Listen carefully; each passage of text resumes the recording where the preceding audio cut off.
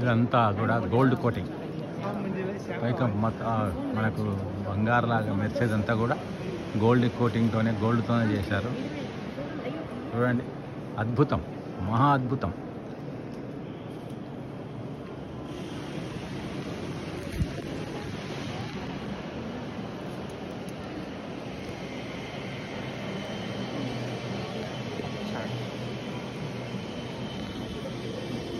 ఇగో ఇక్కడ మీరు ఈ ఆర్ట్ చూస్తుంటే నాకు ఒక డౌట్ వస్తుంది.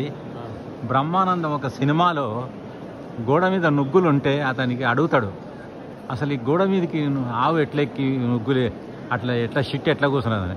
ఇప్పుడు నాకు ఈ ఆర్ట్ చూస్తుంటే అదే డౌట్ వస్తుంది, అసలు అక్కడ ఎంత పైకి ఎట్లా పోయి ఉంటాడని. ఇది కూడా ఇప్పుడు కాదు, మోడర్న్ కాలాన కాదు, ఎప్పుడో వెనకటి కాలాన. Thank you. బహుశా మీ అందరికీ గుర్తుంటుంది, వాటికన్ సిటీ అనగానే వరల్డ్లోనే మన 25th డిసెంబర్ అప్పుడు చాలా సెలబ్రేషన్స్తో వరల్డ్లోనే నెంబర్ 1 చర్చ్ ఇది. ఇక్కడ జరిగినంత, ఇక్కడ ఉన్నంత పెద్దగా ఎక్కడా లేదు ఇది. ఈ వాటికన్ సిటీకి ఒక పోప్ మాత్రమే అధికారి. దీని టోటల్ పాపులేషన్ వచ్చి 952 మంది మాత్రమే. ఇది ఒక ఇండిపెండెంట్ కంట్రీ ఇది.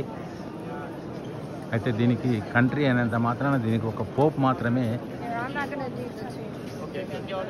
ఉంటాడు. ఇదో చూడండి, రాజులు మన దగ్గర మైసూర్ ప్యాలెస్ ఉండేది ఇట్లాగా, అంత పైన అట్లా డిజైన్ చేశారంటే ఆ కాలాన్నే అంత చాలా చాలా గ్రేట్. ఆ కళాకారులు ఎవరో కానీ. ఇంకోటి ఏంటంటే ఆ కళాకారుల చేత పనిచేయించిన రాజు చాలా చాలా గొప్పవాడు.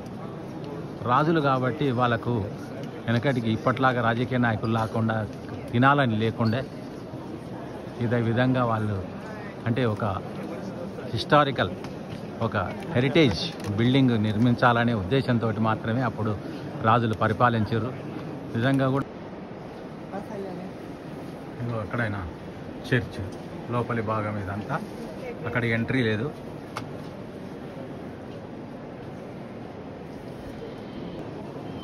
ఇది ప్రేయర్ ప్లేస్, ఇదంతా ఇది ప్రేయర్ చేసుకునే స్థలం.